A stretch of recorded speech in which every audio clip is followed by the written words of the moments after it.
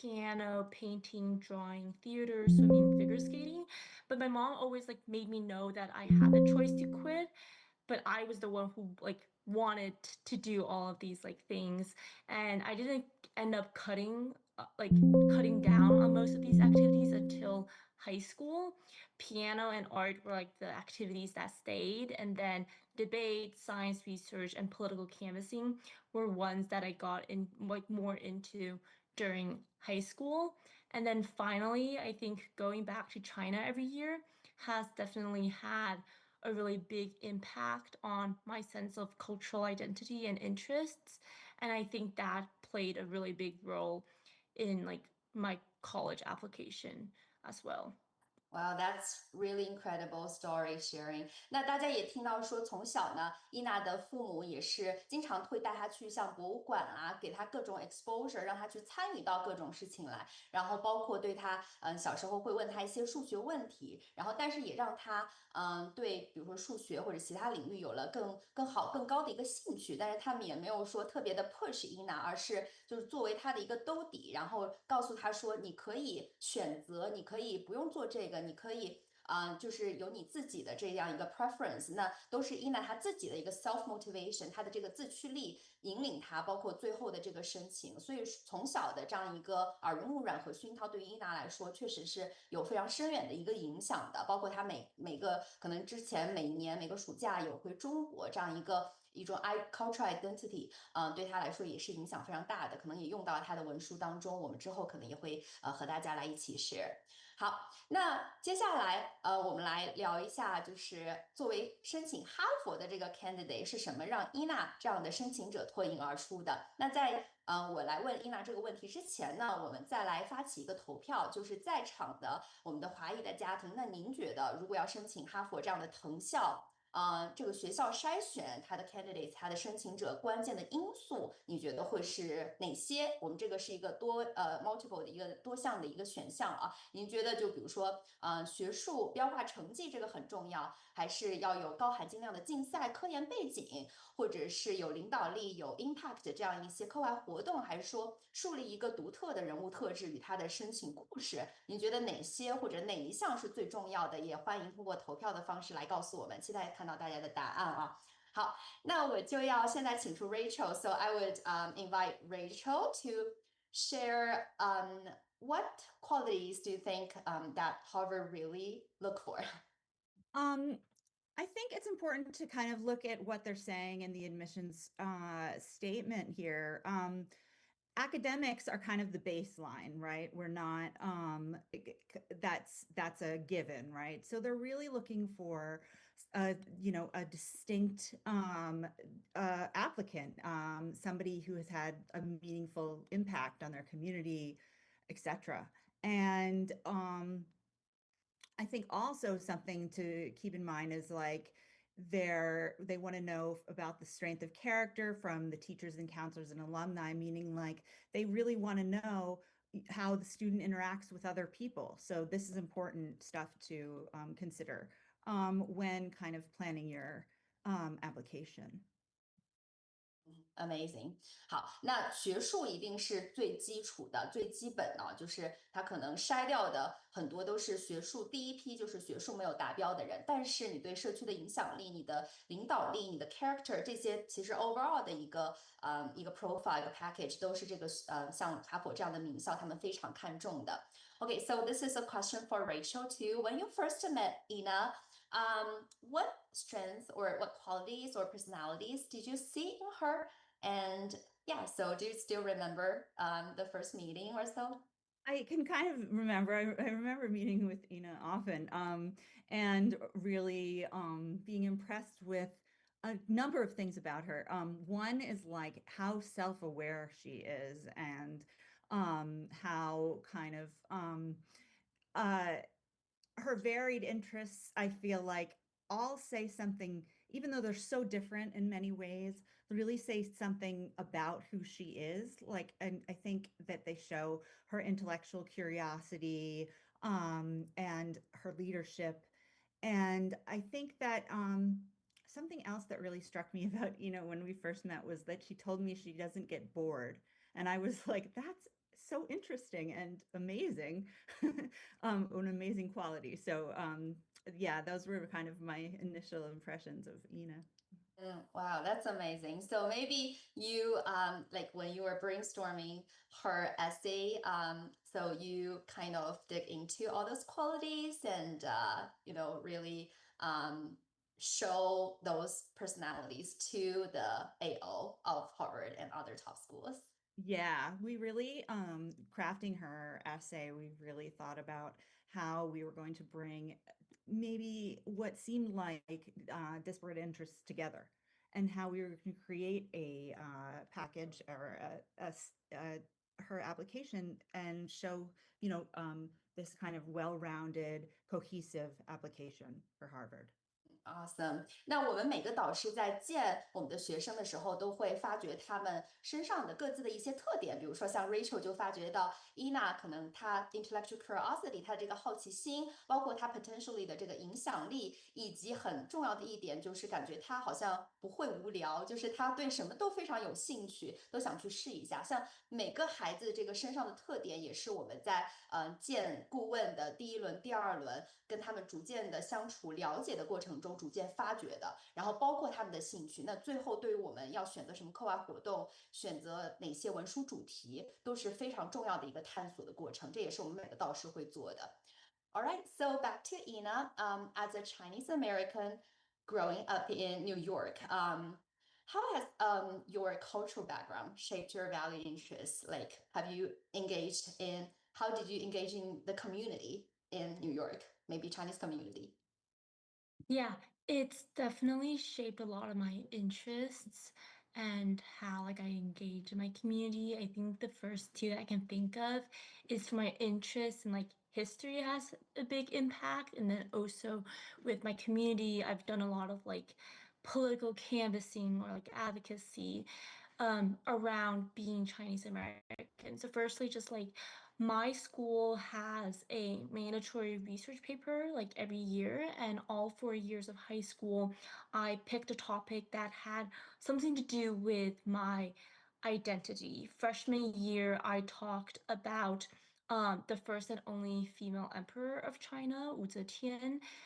Sophomore year, I talked about how xenophobia was present in the 1800s in like media and literature. And junior year, I talked about like the China and Iran relations because I was taking a Middle East class. And then senior year, I did like a semester long research project on Chinese youth experience in New York post 1965 in like the three Chinatowns in New York.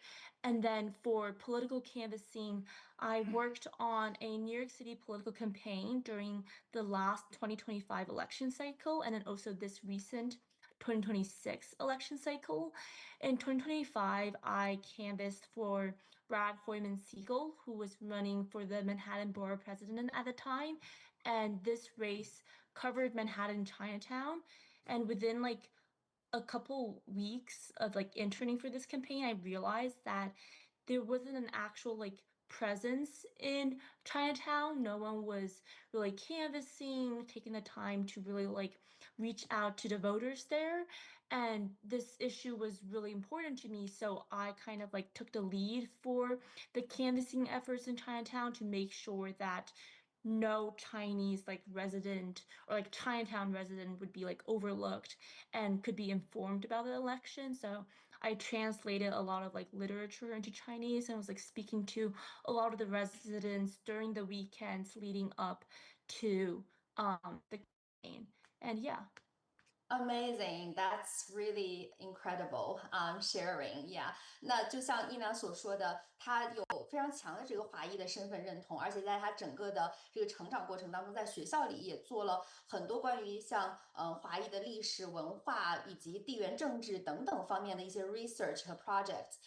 那所有的这些，也是让她可能 grow up to be，有领导力的这样一个人，以及关心他的社区有什么样的一些问题和困难，想要去解决这个困难的人，这个也是哈佛很希望看到在我们的申请人身上有这样的潜质的。所以我们经常有家长来问我们 ，OK， 作为华裔，我可能申请特别难，那我是不是要不太怎么样去不太凸显我这个华裔的这个特质让大家看起来是和别的族裔的申请是一样的，但是其实伊娜恰恰相反，她发挥了她身为华裔的很多优势。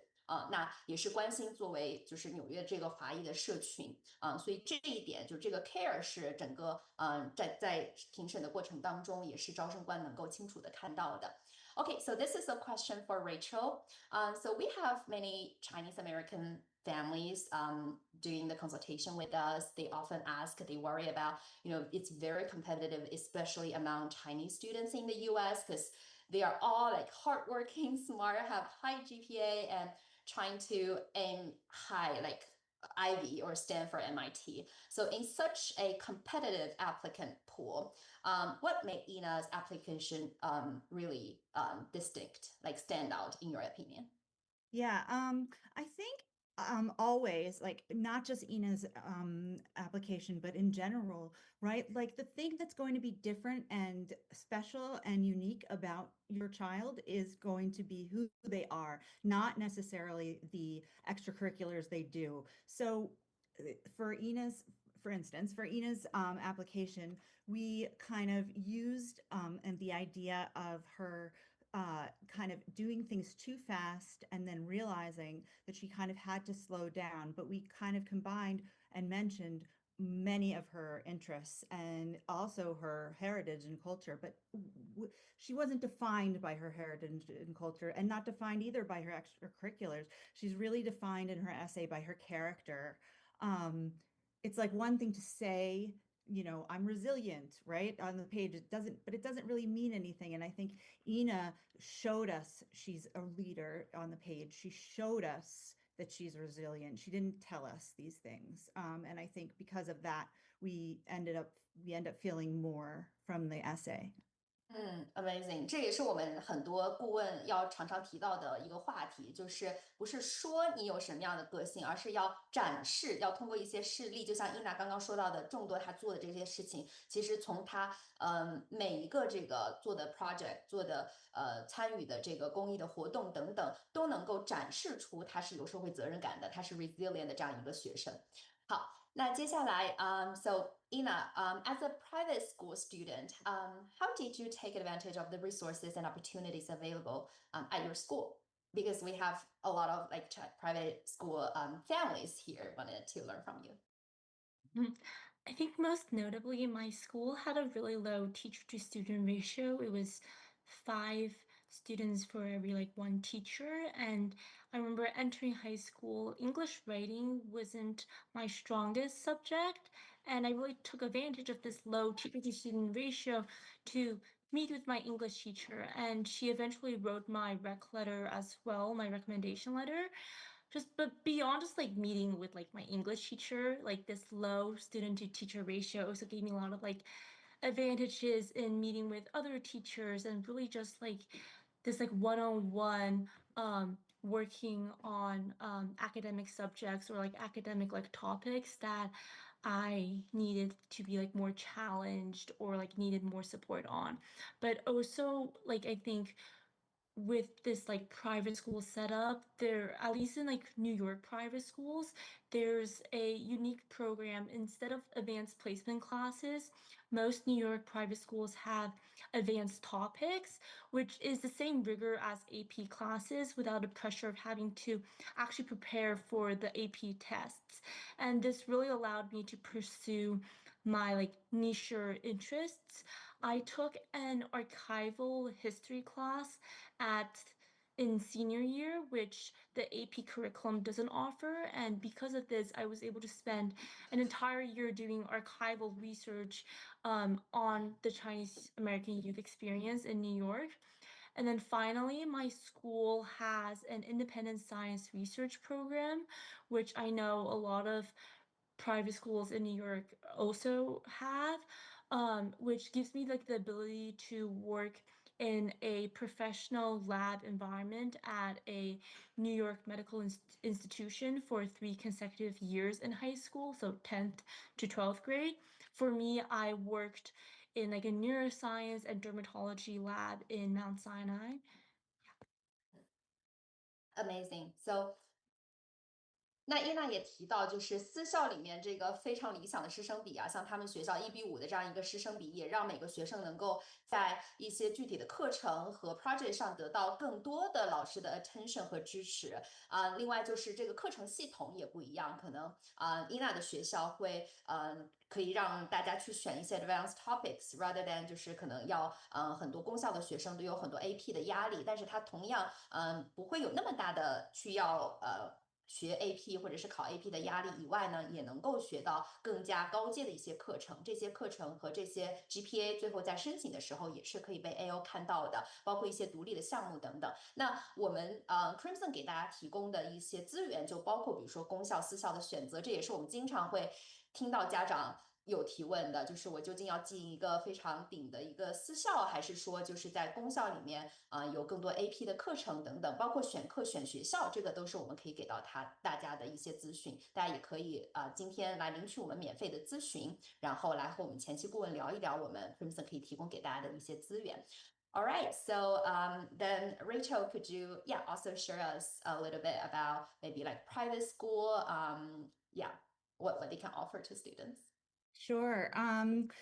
I think private schools, like saying the kind of small student to teacher ratio. Also, like was talking about the opportunity to work on capstone projects, which are private projects where they're getting mentorship and guidance.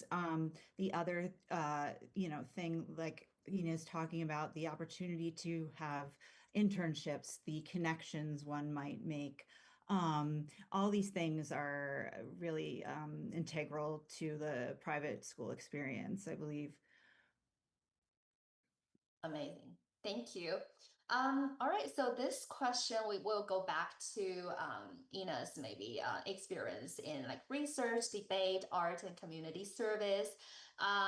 So talk to us about your activities. We show 2 pictures here. Can you tell us what these are about and what kind of activities did you do and how did they come together to like one cohesive application story? Yeah, so the top picture is me like holding a like vial with the tissue I was working with at my lab. This was from over the summer, I believe, when I was kind of like conducting my own independent research project.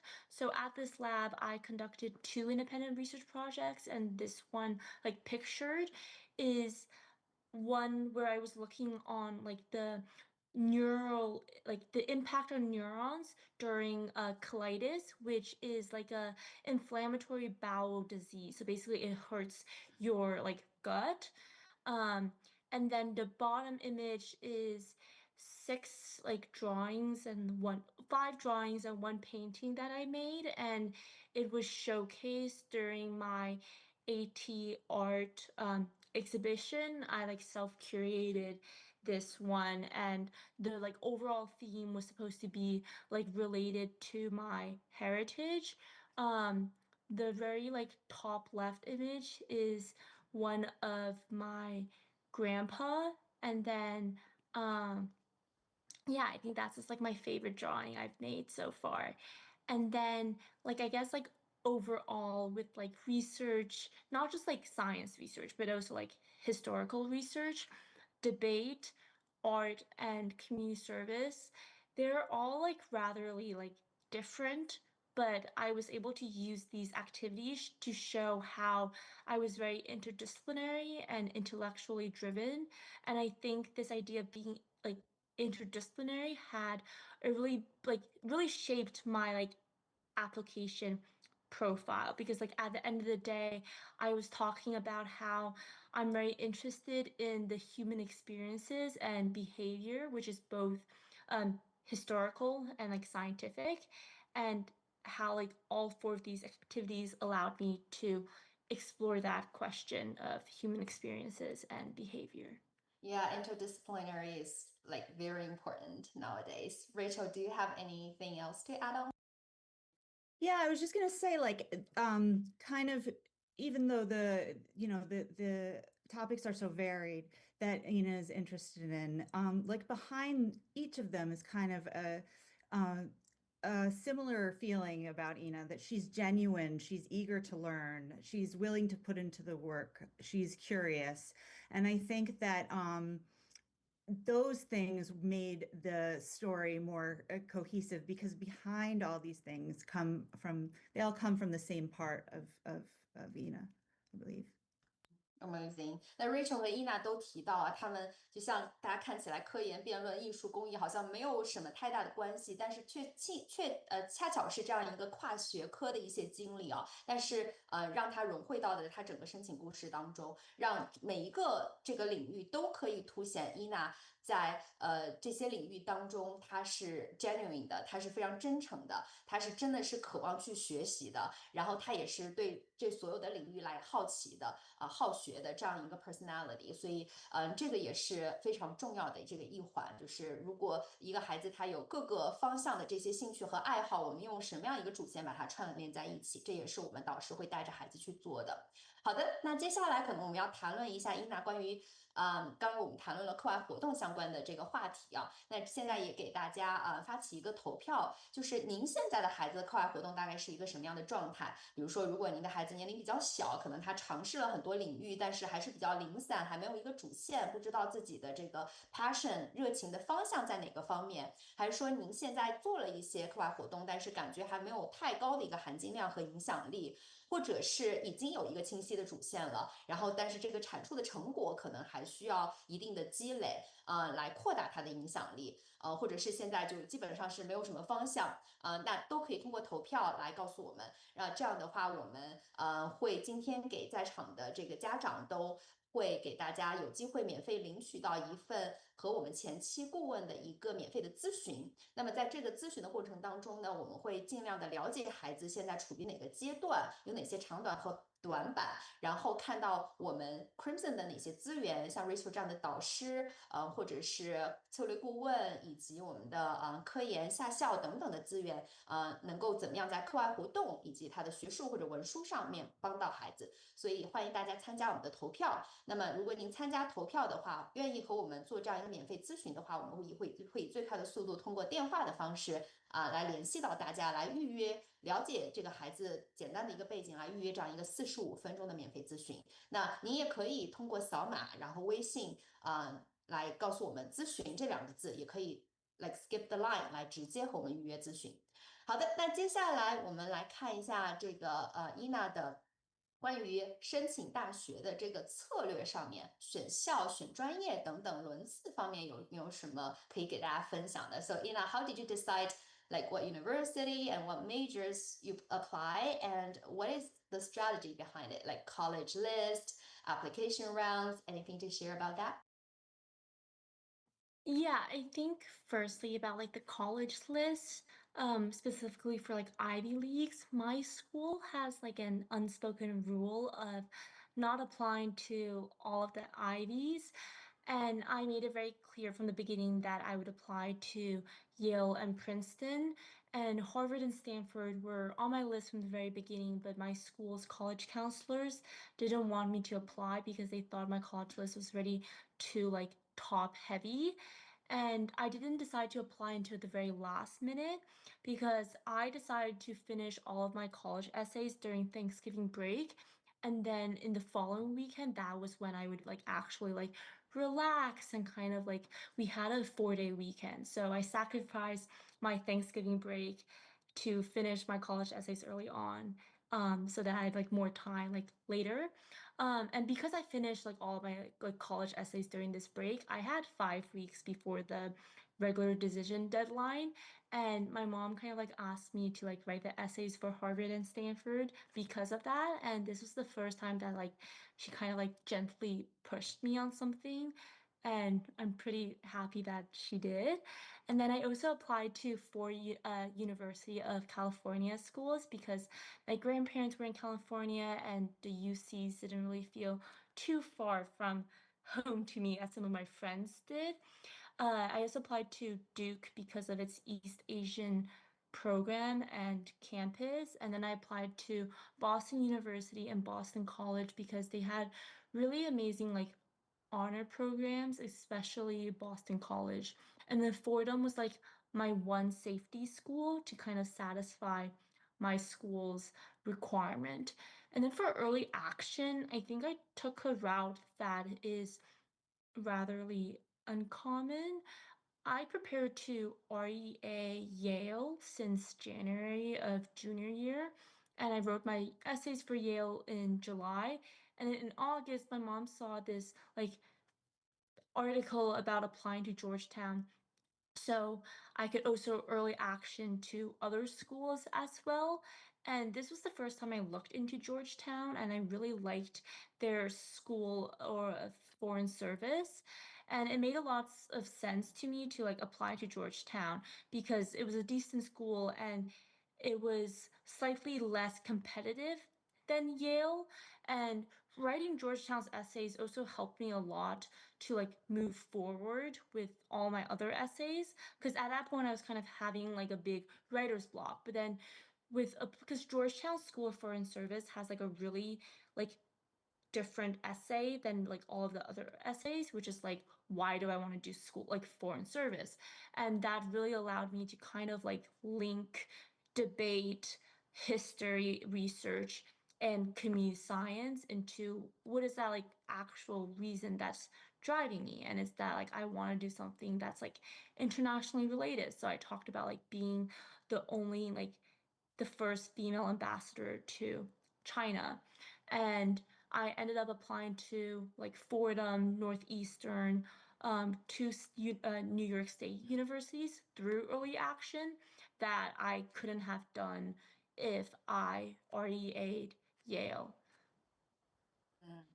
非常感谢伊娜给我们分享了她整个的这个确定这个选校名单这个 list 的这个整个过程啊，可能每个学校不一样，就是对于她的高中来说，不建议申请太多的这个藤校，所以最开始哈佛并不在她的这个选校的范围当中，她可能 focus 在耶鲁和普林斯顿，但是最后可能因为妈妈的一些助力，然后还是申请了哈佛呢。非常lucky，非常 happy，excited，我们最后做出了这样的一个决策啊。包括像我们看到伊娜她的选校清单也不是一味的追求哈耶普斯或者是 top 10等等，而是像加州她申请了很多学校，波士顿大学、波士顿学院、Georgetown 她都有申请，所以说还是看每个学校能够对和孩子的这个兴趣啊，或者他的这个地域是否匹配所以中间有很多考量的因素，这个也是我们在和策略顾问沟通的过程当中确定选校清单，这也是非常重要的一环。好的，那接下来我们来看到下一个，Yeah, so this is also a question for Ina. So specifically, we wanted to know, like, because you worked with former admission officer at Crimson and also Rachel as your essay mentor, what was the experience like, and what did you find most helpful in these two parts?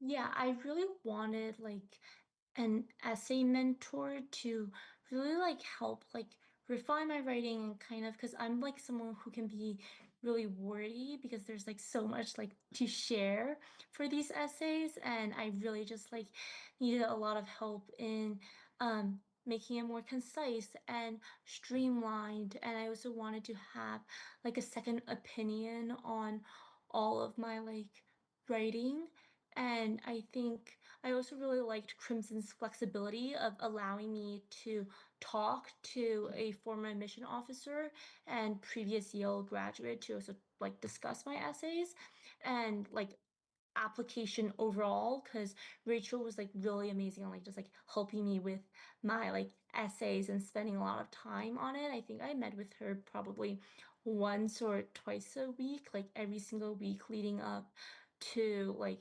mid-December. And then I met with um a former admission officer, I think like once or twice, just to like review the like holistically review my entire application.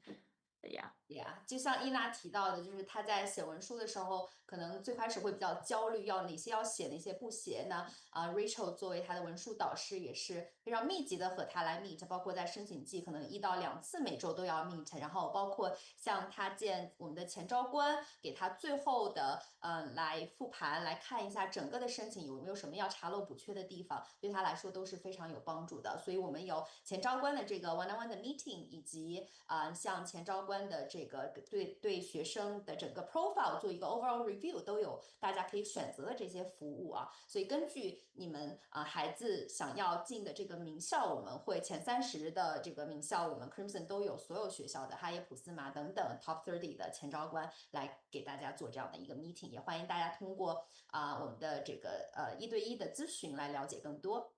好的，那接下来我们来看一下，大家来参与这个投票，就是刚刚伊娜也提到，像前招生官啊，像文书啊，整个选校策略的规划呀，包括我们 Crimson 也提供下校的指导，然后科研竞赛等等和升学有关的这个 support，我们都是 in house，都是 Crimson 内部提供的。这个就让我们的整个申请都是在我们的策略顾问的一个总的指挥下，然后它的这个路径和它的这个 profile 都是非常一致的，不管它是做它的下校科研还是课外活动。所以说我们这个投票就是想看一下大家最需要哪方面的支持。这样的话，我们在免费咨询当中也会尽量的给大家准备这方面的一些资料供大家分享，来了解更多。OK， 所以所有的这些背后的支持和顶尖的一些资源，也是我们北美以及美国学生能够拿到35%以上藤校录取率的一个非常重要的原因。欢迎大家通过投票来告诉我们，以及或者您可以通过扫码来预约免费咨询了解更多。OK。All right, so we're going to talk about essays. So this is like very important in Harvard application. What was the hardest part of your essay writing process? I know you mentioned a little bit. Can you elaborate a little bit more, Ina, about your essay writing process? Definitely my personal statement. I had three different versions of my personal statement. So I had a really hard time figuring what I wanted my personal statement to be about. I wrote like two full drafts on two completely different topics in like July and August. And I didn't like either of them because they felt very forced. And I just thought like the writing was really weak, and I think I kind of just like I gave up on my like on writing my personal statement and decided to work on the supplements for my Yale, University of California, and Georgetown essays first. And it wasn't until September that I found a way to kind of like consolidate my four UC essays into one personal statement. So it actually worked out just like kind of like putting my personal statement to the side and actually working on the supplements first, because that actually helped me like really understand myself better. Also because like University of California essays aren't actually like supplements, they're like known as PIQs or personal insight questions. So I think because of that, that also like kind of helped like consolidating into one essay. Yeah，这也是一个非常重要的一个 strategy 啊，就可能在写 personal statement 的时候，个人主文书的时候遇到了一些困难的时候，那他可能转去写像 UC 系统的他需要大家写的一个 personal insight questions，那给他一些灵感，再回来看我们 personal statement 里面有什么地方可以完善的。好，那对于 Rachel 来说，so we're gonna ask the question to Rachel. So do you still remember Ina's essays? Like what are the compelling theme or stories in that? What was the process like uncovering all those stories? Yeah. Well, we had this great hook, right? Which we have right here. You play piano the same way you talk, my teacher told me. And from there, the essay expands into talking about how, Ina initially was doing things very quickly and had to kind of train herself with her breath to kind of slow down, right? And ultimately was able to approach each of her different extracurriculars and her academics in a way that made her appreciate them more and see them in a different way than she was when she felt like she was wanting to do so many things and rush through so many things. And so it was really about slowing down and um, really looking at why the reasons why she likes the things that she does and what part of her really speaks to those things. Um, she, I feel like I don't know, in general, I spend a lot of time like asking questions. I feel like that's a big part of my job. I ask, many, many questions, and that's usually how I'm able to get the story from the student. Very rarely does the student come to me with a fully fleshed out personal statement. Usually it's again about asking so many questions and then helping to identify what makes a story worthy moment, because a story worthy moment is not necessarily the best thing you ever did. It's probably like, or your biggest achievement, your biggest win. That's not the story that we're going to be telling for our application. We're going to be telling something that they couldn't have known from the rest of your application, something very different that will kind of either round out the application or make it more cohesive.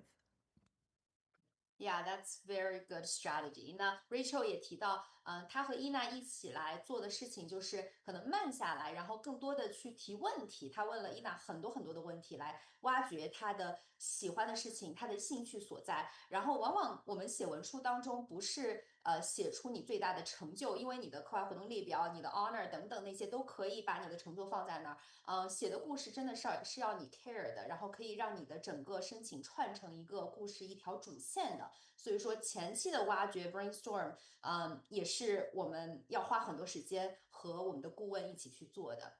Very good sharing. Thank you.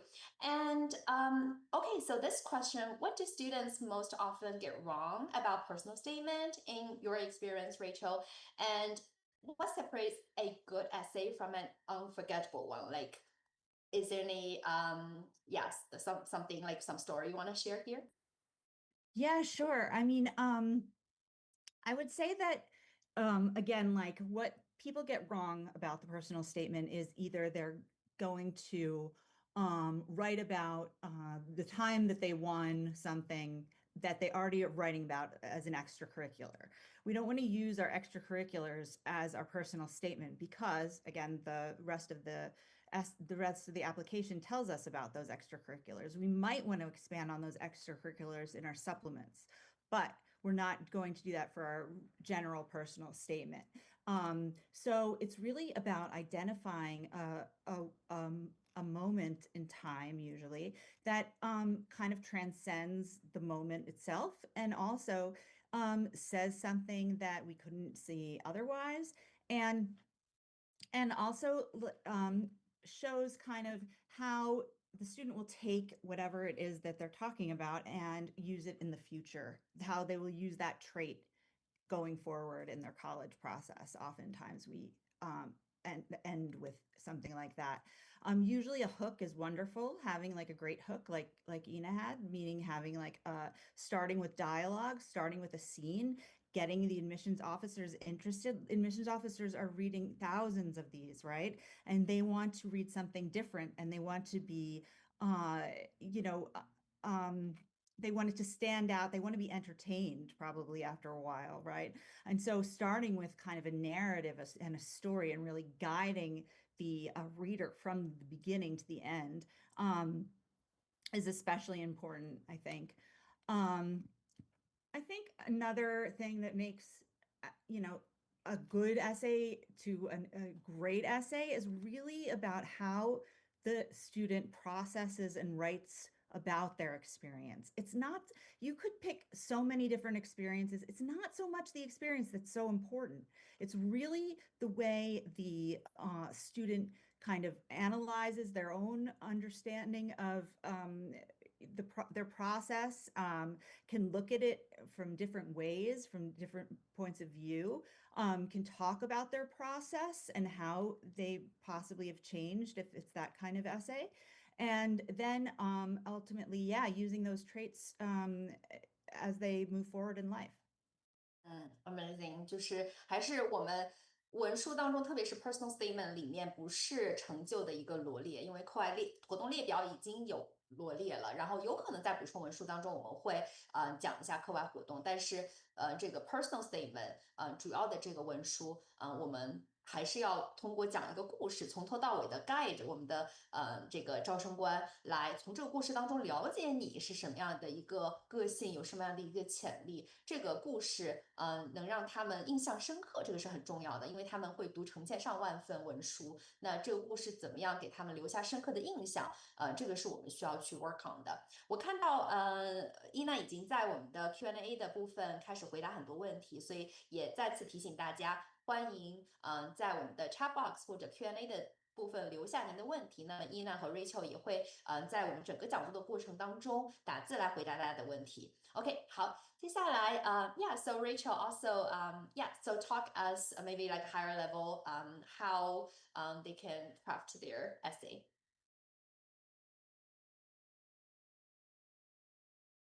You're on mute, sorry. So sorry.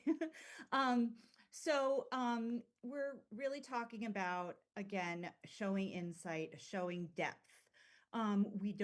Showing genuine interest. A admissions officer can tell when, something's being done just because their parents want them to, or because they think that this certain thing is going to get them into schools. What the admissions officers want is something truly, truly genuine.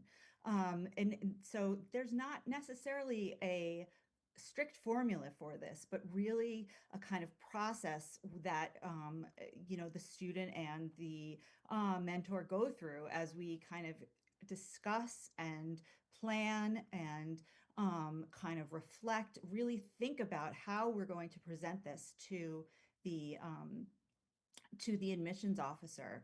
I think this quote here I was thinking was really good because it's kind of it's making us think like it's not that what they're looking for is like a great English essay, right?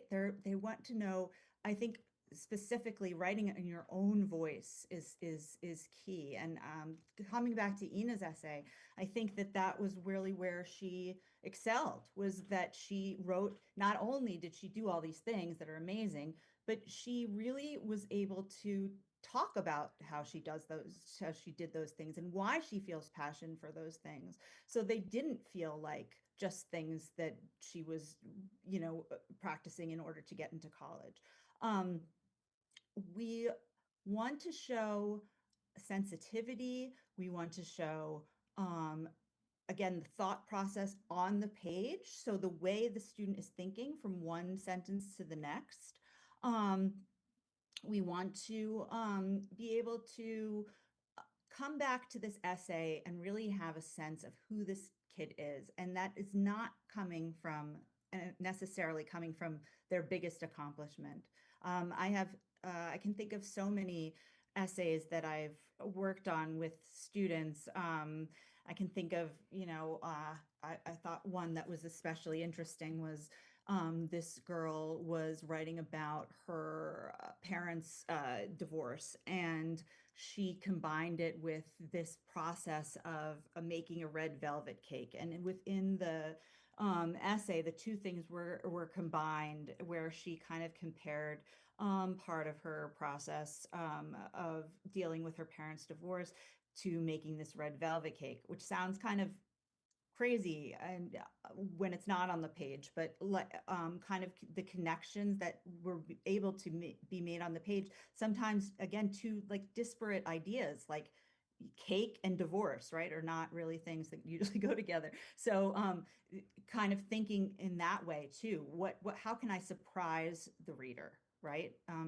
those are all things I would take into consideration when writing. Amazing. Great, great. Yeah, that's great examples.那Rachel 也给大家强调说，这个招生官他们读了成千上万份这个文书，所以他其实一眼就可以看出你写的这些东西是你真正感兴趣、有热情的，还是你觉得这些可以让你进名校的，这些是父母让你做的事情。所以那文书没有一套可能可以套用的公式，我们还是专注在挖掘出这个孩子内心最关心的是什么事情，然后把这个事情告诉招生官为什么你对这个事情充满热情，来体现你对这个生活、这个社会、对你周围这个 community 的敏锐的这个洞察所以来展现这个学生真的是怎么样一个活生生的人，这个是我们文书当中最重要一个在申请过程当中的一个作用。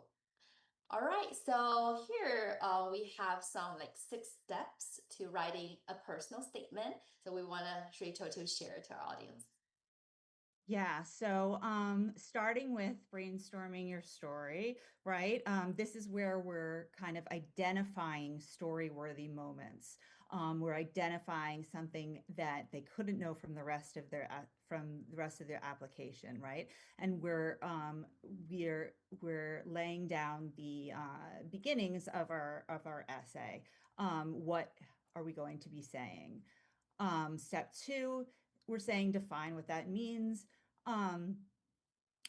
Sometimes what's helpful, I find, is if the student can write a sentence summarizing both the traits and the narrative of the story. If they're able to kind of do that, and then as they're writing, come back to that whenever they're feeling as if they're unsure of where to go next, sometimes that can be a really great anchor, just having it written down.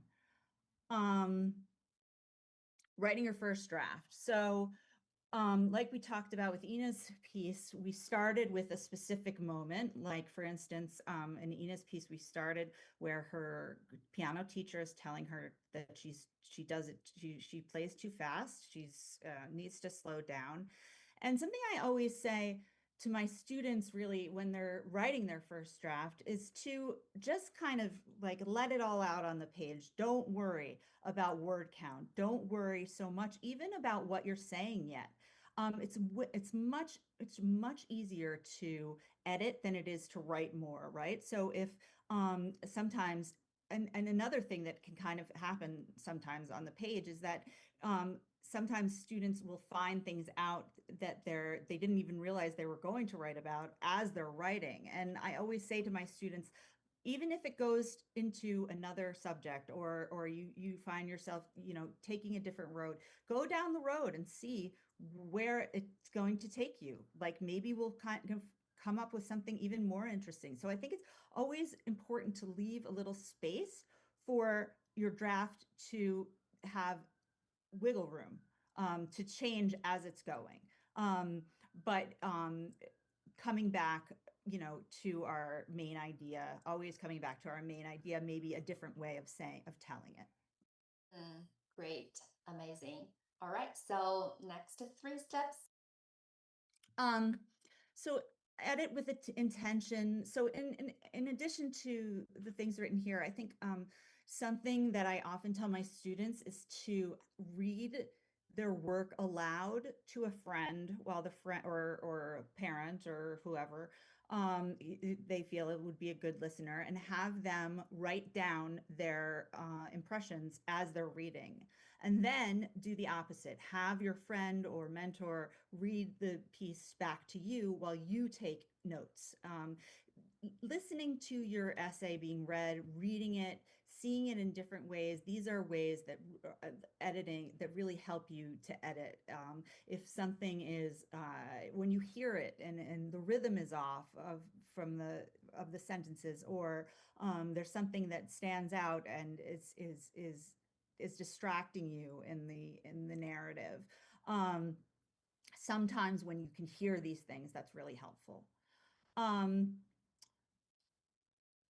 Figuring out what you have learned. I think that it's super important to be organized and have deadlines. Like Ina was talking about, she was extremely organized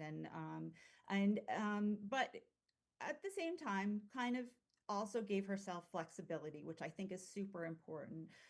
This is a stressful time for students, and we have to be patient with them. And we have to really work with them as they're coming to figure out their story. Um, and finally, like revise and refine and finalize.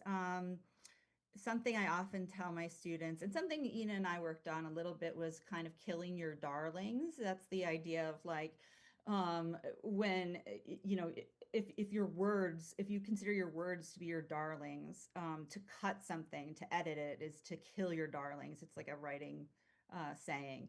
And but oftentimes that can be kind of the most important part about refining an essay, is letting certain parts go. And sometimes people feel very attached to maybe their first line, or they feel very attached to you know, one particular part of their essay. And sometimes ultimately the essay organically ends up being about something else, or takes a different turn. And so that no longer, that initial paragraph maybe that they were felt attached to, is no longer applicable to the rest of the essay. So kind of learning to let things go, I think, is especially, be flexible, is especially important. Amazing. Thank you so much, Rachel, Sure. for your sharing. Yeah. 那 Rachel 刚刚也通过这个6步的一个更 higher level 的给大家的一个建议那希望对之后大家写文书会有所帮助。OK，那在文书的这个书写的过程当中，我们现在也想问大家这样一个问题您的孩子觉得最大的挑战会是什么？就如果现在是稍微高年级一些的11、12年级的孩子的话，是不知道现在该写什么，还是可能有了一些选题，然后不知道哪个更好，还是说就是有了一个主线的故事，但是可能文字上没有达到预期的那样高的一个感染力，然后觉得有点疑惑能不能够打动到招生官等等。那如果您有别的可能在文书上的一些问题，希望我们 Rachel 来给大家做现场解答的，也欢迎在我们的评论区或者是 Q&A 的地方，通过英文的形式来留言告诉我们。好，那接下来我们会需要问一下 Ina，so 关于在整个过程申请过程中最大的挑战，so beyond essays, so we talked a lot about essays. So other things, what do you think was the most challenging part for you during the whole application process, and how did you work through it? I think the most challenging part besides essays was really just picking which school to apply for the early action round, and also picking my major. For the early action round, I think I just really just had to do more research about the schools and really like consider my priorities. Would I rather have like a like a school to get into, or take the risk and apply to Yale and perhaps not have a school at all from like December all the way until March? And I knew that I didn't really want to kind of like have the burden of waiting all the way until March. Like if I got rejected from Yale, I wouldn't have a single school that I had gone into for that entire 4 months. And so I chose to apply to Georgetown as well as Fordham and Northeastern. And so that really just like upped the chances of me having a school by December. And I did. And then also for picking my like majors, because like honestly, I still don't really know what I want to do as a future career. Like I'm not like really like firm on anything yet. I really just wanted to kind of like go undecided, but most of the schools I applied to didn't really like allow that. At best, like Harvard, Yale, Princeton, you're all technically undecided as first years, but they still want you to choose 2 to 3 academic interests, and you also have to talk about these academic interests or like majors you're applying to in the essays. And so I ended up choosing East Asian studies and neuroscience. I did this by kind of like working with Rachel and like my college counselor, and kind of just like looking at a lot of the schools like majors and like descriptions. And because I am working at a dermatology and neuroscience lab during these 3 years, I thought that neuroscience would make sense. And then for East Asian studies, that's just because of like how big of an impact like being Chinese American has had on like a lot of like the activities and like the ties within that. I thought it would make a lot of sense choosing these two majors to apply as.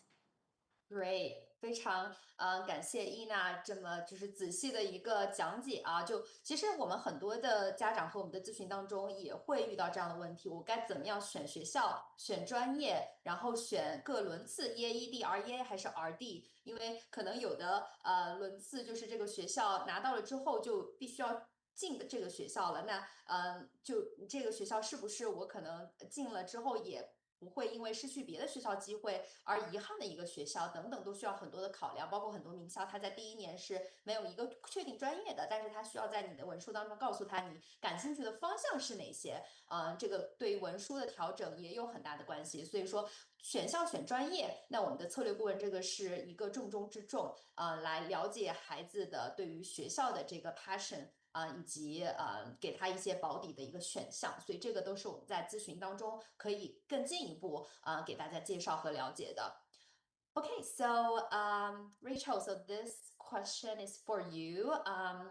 What do you think our families are most often misunderstood about the admission to Ivy League or other top universities, especially like Chinese American families? They always aim high, like Harvard, Yale, MIT. What like from your experience talking to families, what's your thought about that? I think a mistake is, really only focusing on the accomplishments and achievements, both in your essay and in doing your extracurriculars and your and contests, etc. I think making the student kind of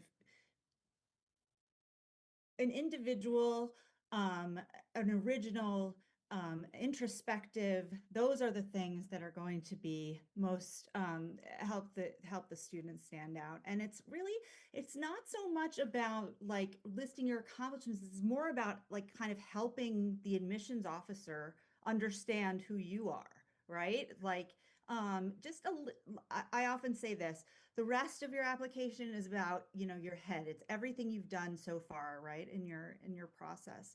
And the essay is a chance to show a little bit of your heart or your soul. It's actually like this wonderful opportunity, and it's also the thing that can push you over, right? Like, what's the difference between two students with similar grades and similar extracurriculars? Well, showing that they're introspective, that they're reflective, that they understand the world in a certain way around them, and they're able to express those things on the page. That's what's going to get the kid into the school, as opposed to one more accomplishment. I think sometimes just the essays can be the thing that pushes them over. They can count for up to 30% of your application, and sometimes. So Very important. Yeah, very well said. 这也是 Rachel 一再强调的，不是成就的罗列，而是给招生官一个机会来了解你的内心。你的灵魂就是你是什么样一个人。如果两个学生他们在课外活动成绩上都非常相像，都非常优秀，那他们俩有什么样的一个不同？他们的人生观、价值观、世界观有什么样的一个区别？就是所以这个才是真正展现你这个人的一个窗口吧。然后这个也是在我们的申请过程当中占非常重要的一个比例，基本上是30%的一个重要性。All right, thank you so much, Rachel. And for future like application, like students and families, what advice would you give to them if they're hoping maybe next year application cycle they wanted to go to Harvard or other top universities? So, Ina, do you have any advice, suggestions to our future applicants? I think firstly, talk to people you might know or people who like graduated from your school at the college or university that you're interested in to really see if you like the school and like you like the, I guess, vibes of the school too. Um, and also in high school, do what you are most interested in and have fun at, not solely for the sake of getting into a good college, because sometimes in doing so, it actually happens to be a lot more natural and actually like you can end up discovering something else like that you're really interested in by doing that. Yeah, amazing. Talk to more people and really do what you are passionate about. Rachel, any advice from you? Yeah, I would agree with everything Nina said, and I would also emphasize just the importance of the essays and really have your child commit to them and work hard and sign up with Crimson. Amazing, yeah. So working hard，我们要很努力的去在文书当中可能来更完善自己，完善的你整个的申请的一个 profile，更多的和人聊，了解这个学校这个专业是不是你真的想去的有更多的这个信息源，对我们的申请来说总归是还是很有好处的。以及高中一定要做自己喜欢的事情，要真正有热情的事情，这些都是 Yina 和 Rachel 给大家的一些建议。好，那yes, thank you. So feel free to turn off your camera for maybe like 5 to 10 minutes. We'll invite you back for Q&A. And at the same time, if you find any questions, you can type the answer to. Please do so. Thank you. 那我们伊娜和 Rachel 也会在后台帮我们的现场的家长来回答我们 Q&A 里面的一些问题，也请大家继续的来向我们提问。那我会差不多花5到10分钟的时间，简单的介绍一下 Crimson 的一些资源，然后再请回他们给大家做这个问答的这个环节。好，那我们如果今天听了我们这个讲座，对 Crimson 的资源有更深的了解的一个兴趣的话，也欢迎大家参与我们的投票。那我们的这个名校录取的这个概率要比一般的申请者要高出至少7倍以上的这个概率，也是得益于我们非常顶尖的顾问和整个团队的这些资源。那在我介绍 Crimson 资源之前呢，先给大家做几场预告。就是下周我们会请到 MIT 麻省理工的前招官，也是我们的铂金级的战略顾问 Julia 来给大家介绍一下，像如果我们的家庭要申请像 MIT、Stanford、加州理工、卡耐基梅隆这样的顶尖 STEM 牛校。那有什么样需要考量的方向？怎么样去做整体的这个规划？所以，如果您对顶尖 STEM 理工科牛校申请感兴趣的话，欢迎扫码微信回复 STEM， 那您就可以获得下周这场直播讲座的一个注册链接和观看链接了。好。如果您对这个同质化就是非常感兴趣，因为现在我们很多的这个家庭都在聊这个同质化，不要跳出同质化的陷阱，要让你的履历做出你个人的特色以及差异性。那我们请到的斯坦福以及西北大学的前招官 Kimberly 会给大家解读一下，怎么样打造一个有深度、有特色的申请档案，让你逃离这个同质化陷阱，让你在众多的这个 competitive 的申请池当中脱颖而出。那如果您扫码回复申请档案，也可以获得这场讲座的链接。如果您这个周末在休斯顿或者是达拉斯，在德州的话，也欢迎来线下和我们的创始人拿到13个顶尖世界名校学位的，包括哈耶普斯的这个 Jamie 来进行一个面谈。那包括我们哥伦比亚大学的前招官也会在现场。那我们会针对德州的这个家庭的一些申请的趋势和当地学校的一些insights 来给大家做一个介绍，以及可能最后会有一些1对1的问答。所以在7月11号、12号，欢迎大家参加我们德州的2场线下的讲座。那如果您在芝加哥，7月19号，我们也有哈佛大学前面试官，以及耶鲁大学前招办副主任，以及 Eddie 也是一所美国顶尖美高私立学校 Phillips Andover 的前大学申请顾问，那他会带着他在顶私里面工作以及耶鲁前招办工作的一些经历，来给芝加哥的家长和同学带来一场线下的一个1对1的这个讲座和1对1的一些讲座之后的一些问答环节。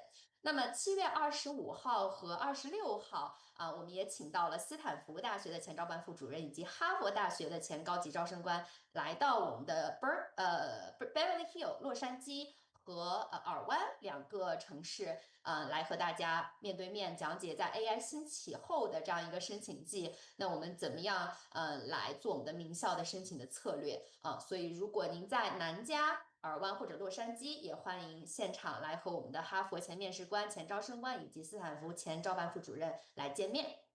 好，那我简单的来给大家介绍一下 Crimson 的资源。那我们从学术课外活动，以及来培养孩子的这个兴趣和热忱方面，关于升学的所有的方向，我们都有 in-house 的一些 support。课外活动啊，领导力呀、包括我们最新的和联合国的一些合作项目，我会选一些比较有亮点的项目来给大家介绍。总的来说，我们的一个学生会由4到8人的一个团队来服务，像是总的战略顾问 strategist， 他是制定总的方针和就是申请的方向，那他相当于这个总工程师这个 team 的一个team lead。那会有项目协调老师来负责，就是项目的推进、落实、合约会议，包括我们课外活动导师，像 Rachel 这样的文书导师，以及像斯坦福前招官跟 Kimberly 这样的前招官，都会在学生的这个服务团队当中，在他需要的时候加入，来各个环节的专家对孩子来进行一个支持。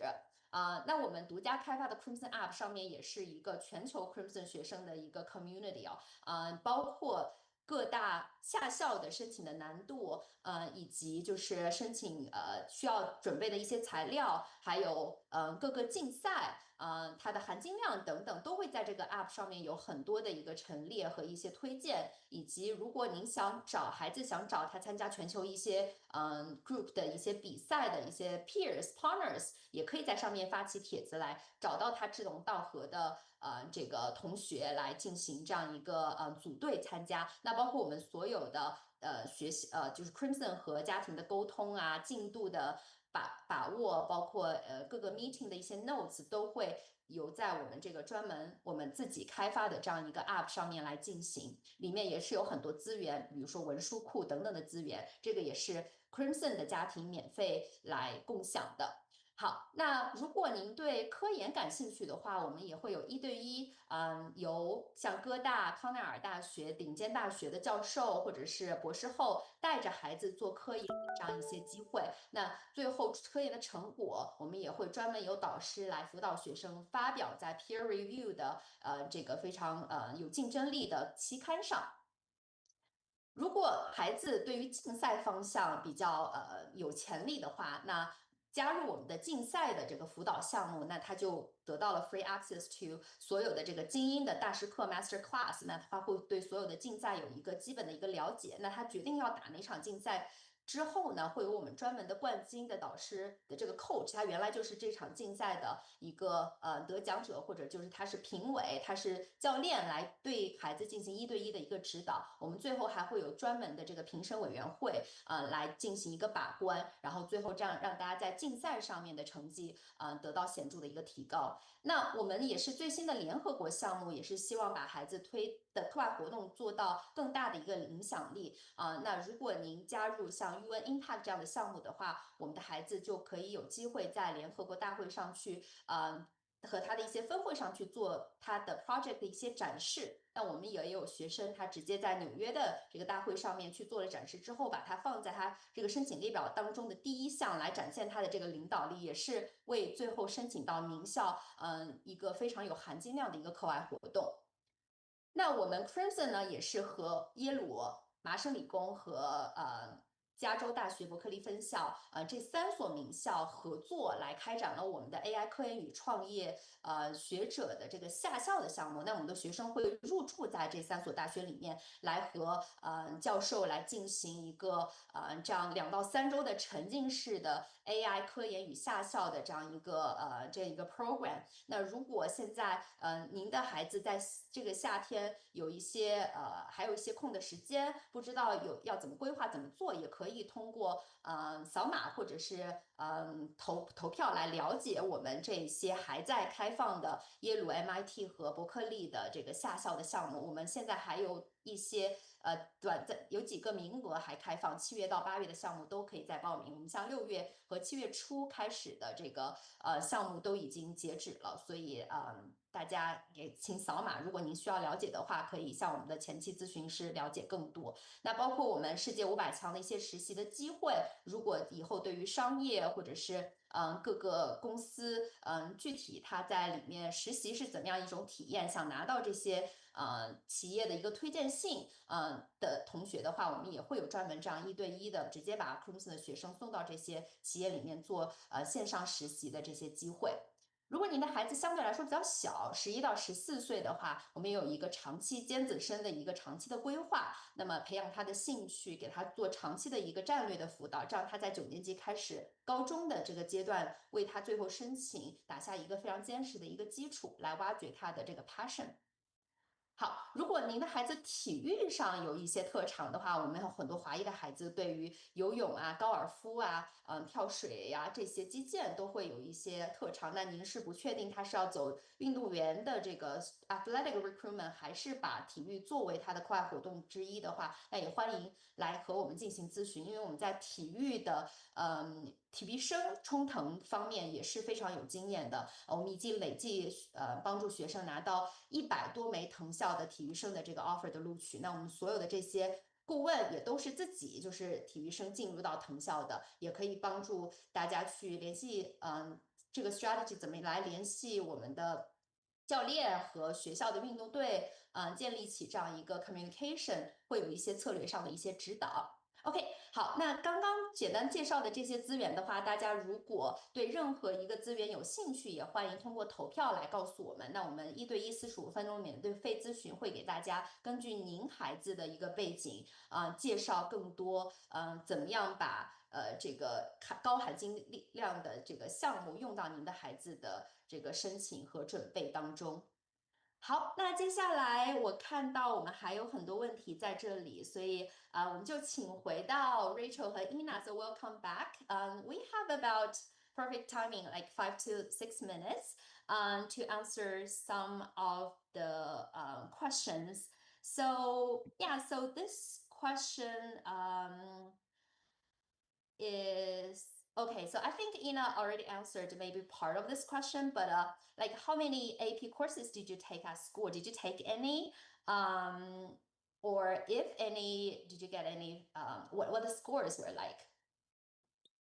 My school doesn't offer AP classes, so I didn't take any AP classes. I took like the equivalent, which is AT, and my school doesn't allow like freshmen and sophomores to take these AT classes. So I took 2 ATs junior year and 3 ATs senior year, and most of the ATs that I ended up choosing didn't actually have like a correspondent like AP test to it. So I only ended up taking the AP Calc BC this past year. And that was all. But then there's also like some of my friends who took like the more like standard AP like corresponding AT classes. And so they were able to take more like AP tests. Got it, got it. And where did you find your research resources? Um, for my science research, I like looked at the directory of a lot of the New York City medical institutions, specifically in like their neuroscience department, since I knew that was what I wanted to work on. And then I just sent out a lot of cold emails to various professors and talked about like how I liked their research. And I ended up at this lab at Mount Sinai that worked on dermatology and neuroscience combined. And then for history research, I think that's mainly just from my school's resources. They had a lot of like connections with the various archives around New York City. And so that allowed me to do a lot of the research in these archives. Incredible, amazing. And I saw a question from WeChat, that's for Rachel. So we like briefly talk about like supplemental essays, and we mainly talk about personal statements. So for different colleges, supplemental essays, what advice do you have? Like how could families do research about the school and write the supplemental essays for the school more compelling? And do you have any suggestion on that? Sure, yeah.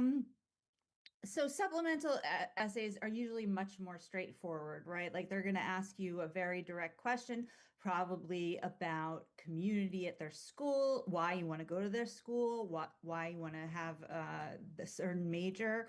There's kind of certain questions you get asked over and over again from certain schools, and maybe in a little bit of different ways.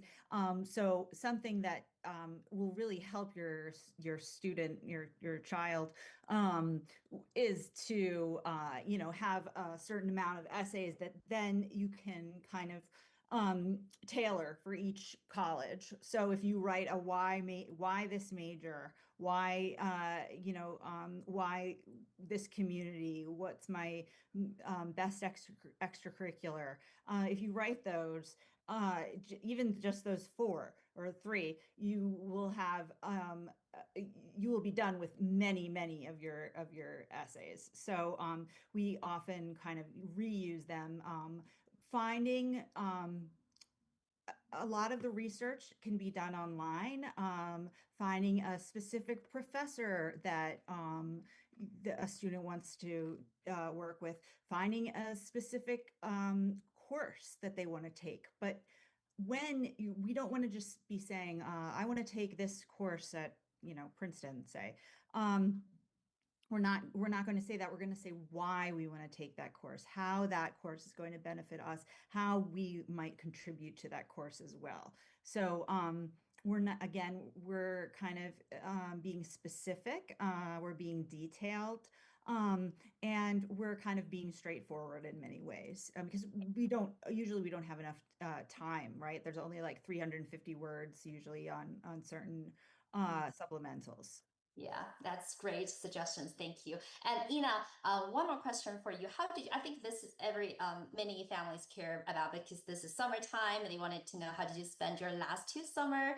Did you go to any summer program or intern? And how would that be helpful? Yeah, so my summer break is 3 months long. So for the past 3 summers, um, usually July, I go back to China. And then both the summer after 10th and 11th grade, I worked at my lab for 5 weeks. And then additionally, last summer, I was also doing political canvassing for the campaign I mentioned in June until June 24th, which is like when the primary election is.